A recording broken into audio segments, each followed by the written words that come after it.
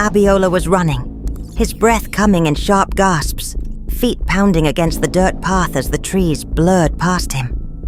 His stepmother's warnings echoed in his mind, but it was too late to turn back now.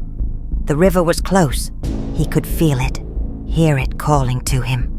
Louder and louder. He skidded to a stop just before the bank, the dark water swirling in the moonlight. For a moment, everything was silent. And then, the river stirred. Out of its depths rose a figure. A woman with glowing eyes and water streaming from her long hair. She looked like his mother, but something was terribly wrong. Abiola. Her voice was soft, beckoning. My son, come to me. His legs felt heavy, but he was frozen in place, staring at the apparition. This wasn't his mother. It couldn't be. His mother had died here, years ago. Or had she? The truth gnawed at him, and a dark suspicion crept into his mind. The river had taken his mother, but why did it call to him now? Was there something he didn't know? Before he could move, a hand yanked him backward, breaking his trance. Abiola spun around and found himself face to face with Abidemi, his stepmother. Her eyes were wild, filled with a mix of fear and rage. You fool! She hissed. Do you want to die like your mother? Abiola struggled out of her grip, anger rising in his chest. You knew, didn't you? You knew about the river. What really happened to my mother? Abidemi's face twisted, and for a moment she seemed more monstrous than the figure in the river. She glanced over her shoulder, her gaze flickering toward the dark waters. You wouldn't understand, she whispered, almost to herself. Then louder.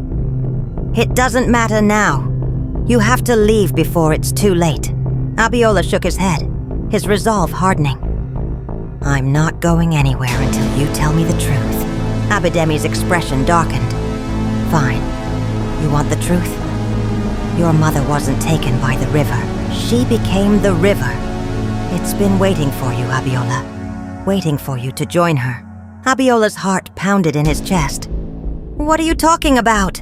Abidemi stepped closer, her voice lowering to a dangerous whisper. Your mother wasn't just a woman. She was part of something ancient, something this village has tried to forget. She made a pact with the river spirit long ago, and when the time came, the river claimed her. Now it wants you, her son, to complete the pact. Abiola recoiled, disbelief flooding his mind. You're lying. But deep down, he felt the truth of her words. The whispers he had heard, the strange pull he felt toward the water. It all made sense now. The river had been calling him, just as it had called his mother. And you! He spat, fury building in his chest. You let it happen. You knew all along. Abidemi's face was a mask of bitterness. I tried to protect you, Abiola. But it's too late. The river always gets what it wants. Abiola's head spun. His mother was part of the river. The village had lied, and his stepmother had played a role in it all. But there was one thing Abidemi hadn't counted on. Abiola wasn't like his mother, and he wasn't going to give in without a fight. I won't be like her, he said, stepping toward the water. I won't let the river take me. As he approached the riverbank, the water surged forward, crashing against the shore as if in response.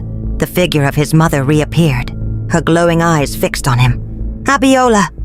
Her voice was sweeter now, filled with warmth and longing. Come home, my son. He paused, his heart aching. Could this really be his mother? Or was it just another trick of the river? He wasn't sure, but one thing was clear. He had to end this. With a deep breath, Abiola took a step closer, his feet sinking into the soft mud at the river's edge. The figure of his mother stretched out her arms, but just as he was about to reach her, a scream pierced the air. It was Abidemi, her voice shrill with terror. No, you can't! It's too late! Abiola hesitated, turning back to see his stepmother, her face contorted in desperation. If you go to her, you'll lose yourself. You'll never come back. she shouted, her eyes wide with fear. The wind howled, the river roared, and Abiola felt the weight of the choice before him. Was this really his fate? To become part of the river like his mother? Or could he break the cycle? Then, in that moment of hesitation, Abiola made his decision. He turned his back on the river, stepping away from its pull. The whispers grew louder, angry, but Abiola forced himself to walk, even as the cold tendrils of water licked at his ankles.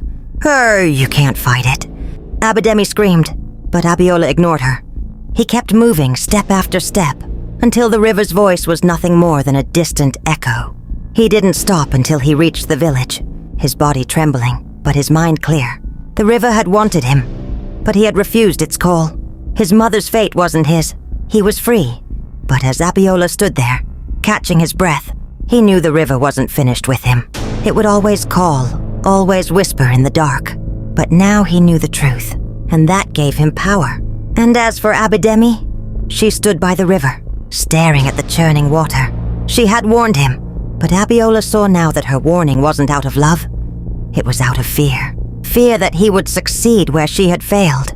In the end, the river had claimed his mother, but Abiola had escaped its grasp. For now.